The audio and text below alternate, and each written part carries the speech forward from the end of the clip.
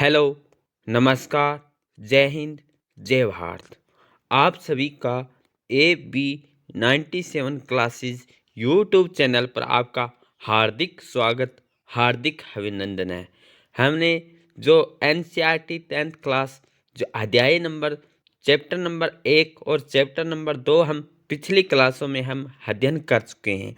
आज हम इस इतिहास जो NCERT 10th क्लास है इसका अध्याय नंबर 3 और जो खंड नंबर 2 है उसमें अध्याय नंबर 3 हमारा है वो है कि भूमंडलीकृत विश्व का बनना।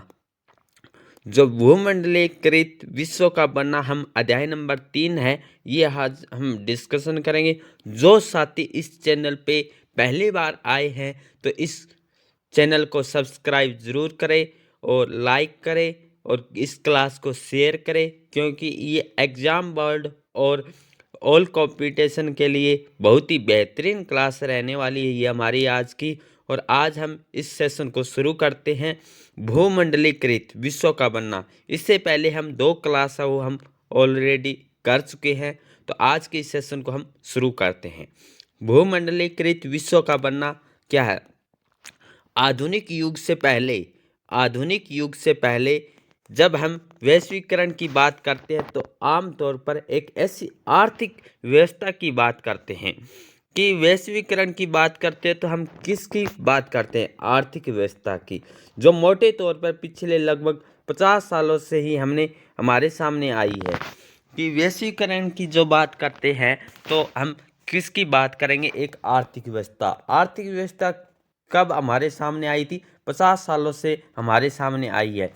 लेकिन जैसा कि आप इस अध्याय में देखेंगे कि कह रहे हैं कि हम इस अध्याय में क्या देखेंगे?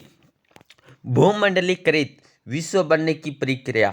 हम इस अध्याय में देखेंगे कि भूमंडलीकृत है वो किस विश्व में कैसे बन रहे हैं, जो इसकी बनने की जो प्रोसेस है, वो जो प्रक्रिया है वो कैसे है, व्यापार का जो काम है वो कैसे हो रहा है, काम की तलाश में एक जगह से दूसरी जगह जाते लोगों का, और पूंजी और बहुत सारी चीज़ों की वैश्विक आवाजाही की जो आने और जाने का जो बहुपूंजियाँ हैं वो एक लंबा इतिहास रहा है। ये हम आज के इस सेशन में हम डिस्कशन करेंगे।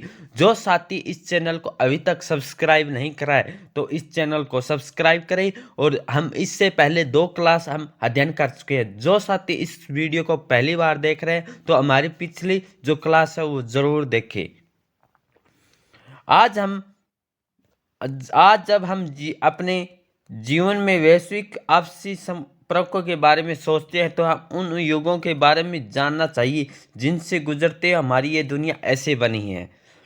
कि इतिहास के दौर में मानव समाज एक दूसरे के ज़्यादा नज़दीक आते गए। कि इतिहास के दौर में जो इतिहास है उसके दौर में मानव और समाज क्या एक दूसरे के नज़दीक संपर्क आते गए, एक दूसरे से क्लोज, एक दूसरे के नज़दीक होते गए। प्राचीन काल से ही यात्री, व्यापार, पुजारी और तीर्थयात्री ज्ञान, अवसरों और आध्यात्मिक शांति के लिए उत्पीड़न, यातनापूर्वक जीवन से बचने के लिए दूर दूर की यात्राओं पर जाते रहे। कि इतिहास के दौर में मानव है एक दूसरे के संपर्क में आया। और प्राचीन काल से जो काल से यात्री थे वो क्या थे? व्यापारी थे, पुजारी और तीर्थयात्री ज्ञान, अवसर और आध्यात्मिक शांति के लिए अपना जो उत्पीड़न यातनापूर्वक जो जीवन है उससे बचने के लिए दूर दूरों की यात्रा पे जाते थे। जो कह रहे हैं कि इसमें हम क्या समझ सकते हैं? जो प्राचीन यात्री था ना, प्राचीन यात्री अपने जो जीवन चल रहा है, जो उत्पीड़न जीवन है उससे बचने के लिए लंबी लंबी दूरी यात्राएं करते थे। क्या करते? तीर्थ यात्रा करते थे, लंबी लंबी दूरियां करते, जिससे अपने जो जीवन है वो अच्छे से जिसके जो उत्पीड़न जीवन है उससे बचने के लिए अपनी यात्राओं में ये प्राचीन जो यात्री थे वो क्या करते थे अपनी यात्राओं में? कि तरह तरह की चीज़ें, पैसा, मूल्य, मान्यताएं, हुनर, विचार, आविष्कार और यहाँ तक कि कीटाणु और बीमारियां भी साथ लेकर चलते रहे। कि जो प्राचीन यात्री है, किसन बन सकता है? प्राचीन यात्री अपने जीवन जो जीवन जो उत्पीड़न है उसको कैसे व्यतीत करते थे। तो वो अपने जो उस जीवन को खुशलमय रखने के लिए वो क्या करते थे, तीर्थ यात्रा करते थे। लंबी लंबी दूरियां हैं, दूर दूर इलाकों में जाते थे, जिससे अपने उस उत्पीड़न जो जीवन है इसको व्यतीत कर सके एक खुशलमय समय में। तो ये था हमारा क्वेश्चन बन सकता है। और जो यात्री थे वो अपने साथ क्या लेकर जाते थे, तो पैसे, मूल्य, हुनर, विचार, आविष्कार और यहाँ तक कि कीटाणु और बीमारियां भी साथ लेकर चलते रहे। कब की बात है, 3000 ईसा पूर्व में। कि 3000 ईसा पूर्व में समुद्री तटों पर होने वाले व्यापार के माध्यम से सिंधु घाटी की सभ्यता उस इलाके में जुड़ी हुई थी। कि सिंधु घाटी की जो सभ्यता की बात है उसमें व्यापार हो रहा है, वो हो रहा है 3000 ईसा पूर्व की बात। 3000 ईसा पूर्व से पहले समुद्री जो तटों पर होने वाले व्यापार के माध्यम से समुद्र घाटी की सभ्यता उस इलाके से जुड़ी हुई है, जिसे आज हम पश्चिमी एशिया के नाम से जानते हैं।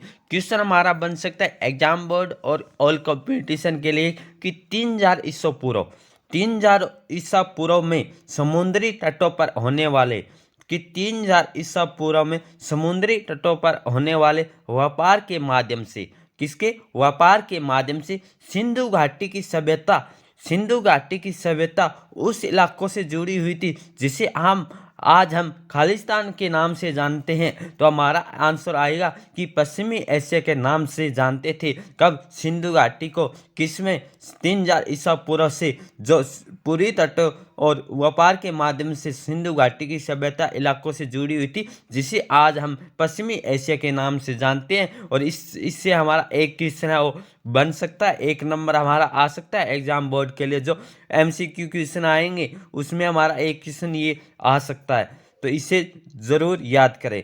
आज हम 1000 साल से भी ज़्यादा समय में मालदीव के समुंदर में पाई जाने वाली कौड़ियाँ, जिन्हें पैसे या मुद्रा के रूप में इस्तेमाल किया जाता है, कि मालदीव के समुद्र में पाई जाने वाली कौड़ियाँ किसके रूप में इस्तेमाल करते थे, पैसा या मुद्रा के रूप में। किसके, पैसा या मुद्रा के रूप में चीन और पूरी अफ्रीका तक पहुँचती रही।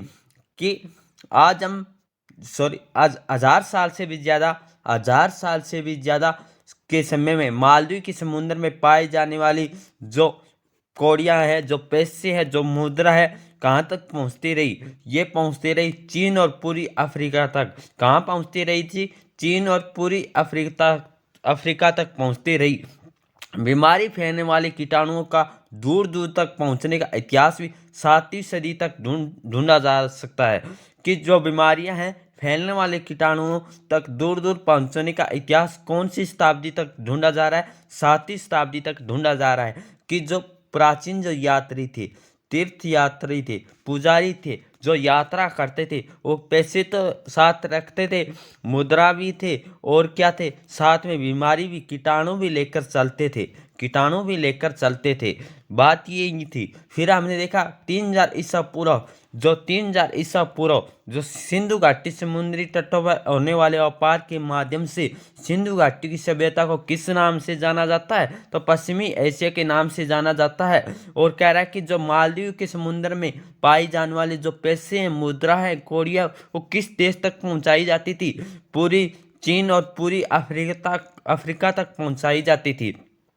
बीमारी फैलने का कारण क्या था, कीटाणुओं तक दूर दूर पहुंचाने का इतिहास कौन सी शताब्दी तक ढूंढा जा सकता है, 7वीं शताब्दी। ये हमारे यहाँ से 4 जो पॉइंट है एग्जाम कंपटीशन के लिए और एग्जाम बोर्ड के लिए, ये 4 पॉइंट है हमें ज़रूर याद रखने इस स्लाइड से। 13वीं सदी के बाद तो इनके प्रसार की निश्चय ही साफ देखा जा सकता है।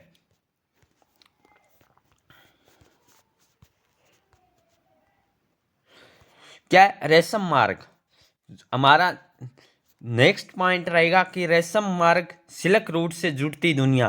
कि किस प्रकार से रेशम मार्ग और सिल्क रूट से जुड़ती दुनिया है, और किस प्रकार ये दुनिया है जो रेशम मार्ग एक व्यापार करते थे।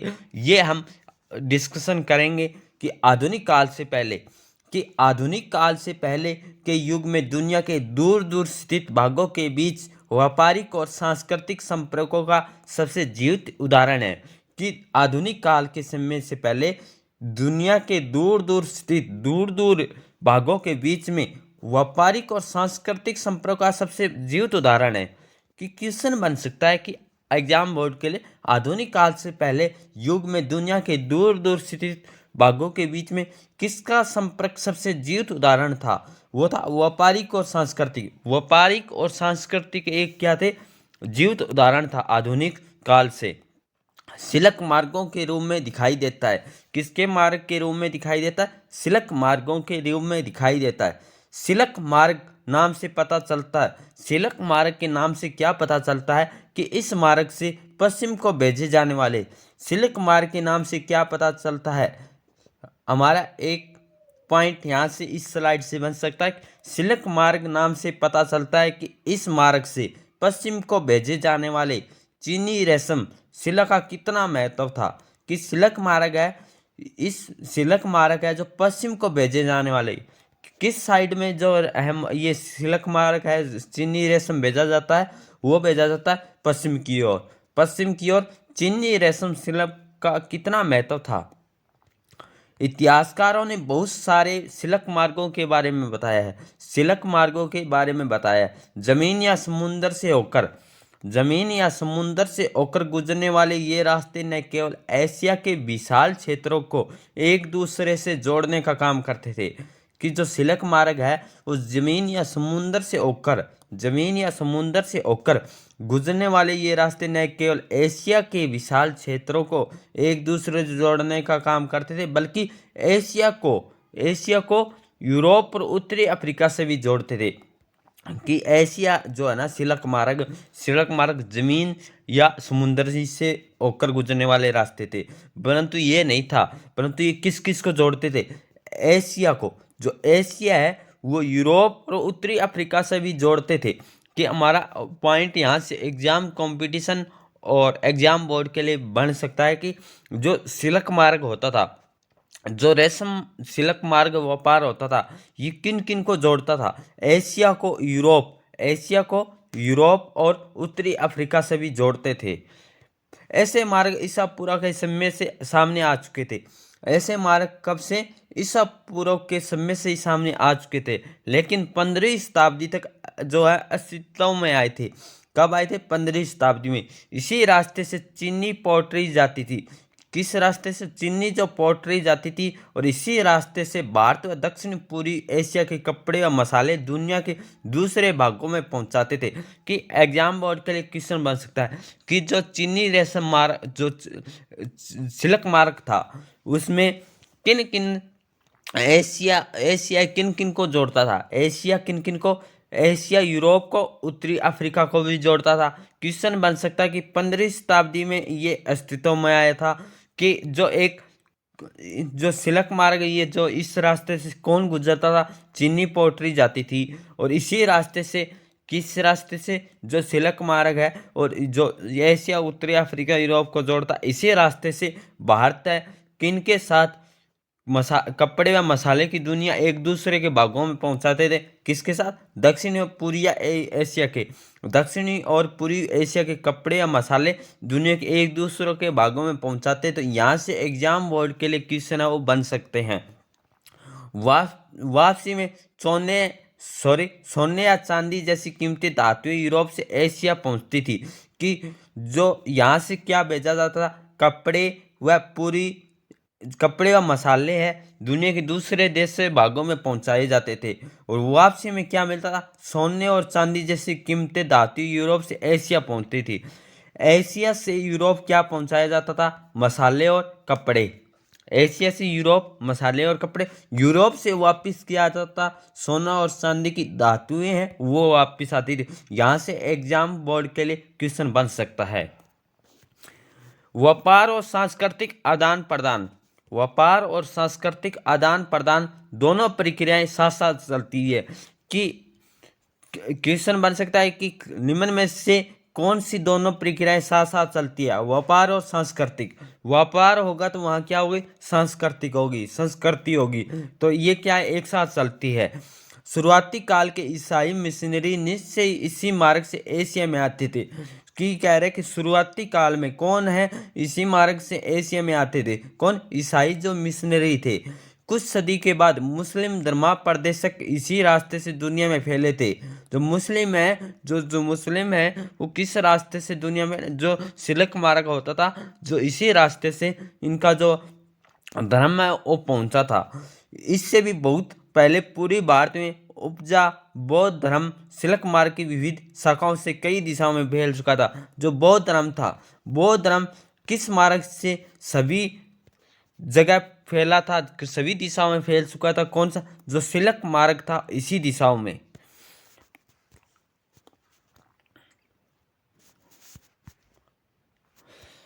नेक्स्ट पॉइंट है हमारा भोजन की यात्रा कैसे हुई। भोजन की यात्रा और स्पेगेटी और आलू।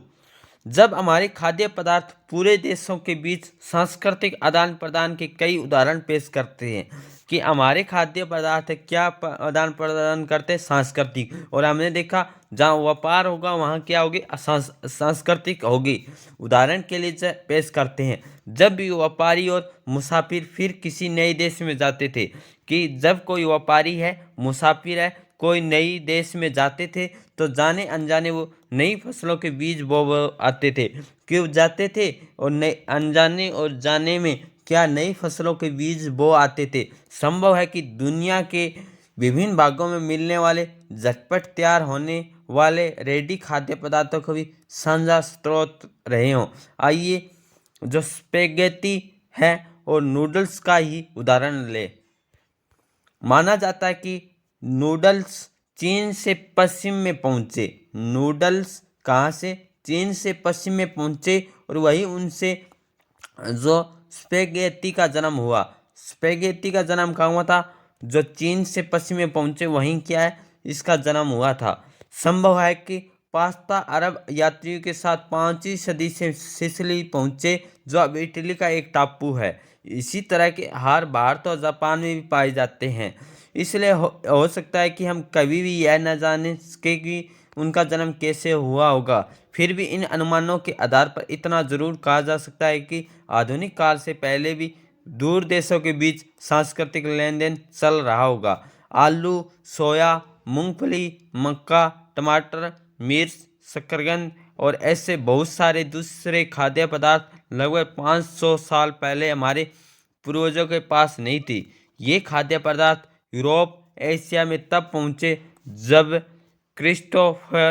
क्रिस्टोफर कोलंबस, जो कह रहा है कि यूरोप और एशिया में जब पहुँचे, जब कोलंबस है गलती से उन अज्ञात महाद्वीपों में पहुंचा जिन्हें बाद अमेरिका के नाम से जाना जाने लगा था। अमेरिका के नाम से जाना जाने लगा था। कोलंबस है, कोलंबस गलती से खोज की यात्रा करता है। वो भारत की खोज करने निकला था परंतु अमेरिका की खोज कर चुका था। अमेरिका का मतलब उत्तरी अमेरिका, दक्षिणी अमेरिका, कैरिबियन द्वीप समूह। दरअसल हमारे बहुत से सारे खाद्य पदार्थ अमेरिका की मूल निवासी यानी अमेरिकन इंडियनों से हमारे पास आए हैं, कि जो कहाँ से आए? अमेरिका से आए हैं। कई बार नई फसलों के आने से जीवन में जमीन आसमान का फर्क आ जाता है। साधारण से आलू का इस्तेमाल शुरू करने पर यूरोप के गरीब की जिंदगी आमूल रूप से बदल गई। उनका भोजन बेहतर हो गया, औसत उम्र बढ़ने लगी। आयरलैंड के गरीब काश्तकार तो आलू पर इस पर हद तक निर्भर हो चुके थे। 1840 के दशक में मध्य में किसी बीमारी के कारण आलू की फसल खराब हो गई तो लाखों लोग भूखमरी के कारण मौत के मुंह में चले गए। और आज हमने देखा कि किस तरह जो सिलक मार्ग है उससे दुनिया जुड़ती है। कैसे सिलक मार्ग है, ये व्यापार होता है। बाहर से कौन सी चीज़ें हैं मंगवाई जाती थी, कौन सी चीज़ें हम यूरोप में भेजते थे, यूरोप से वापस क्या चीज़ें आती थी। भोजन की यात्रा, स्टेली और आलू, इसके बारे में हमने डिस्कशन किया। तो आज के इस सेशन को हम यहीं विराम करते हैं। मिलते हैं नेक्स्ट क्लास नेक्स्ट टॉपिक के साथ। Thank you all of you.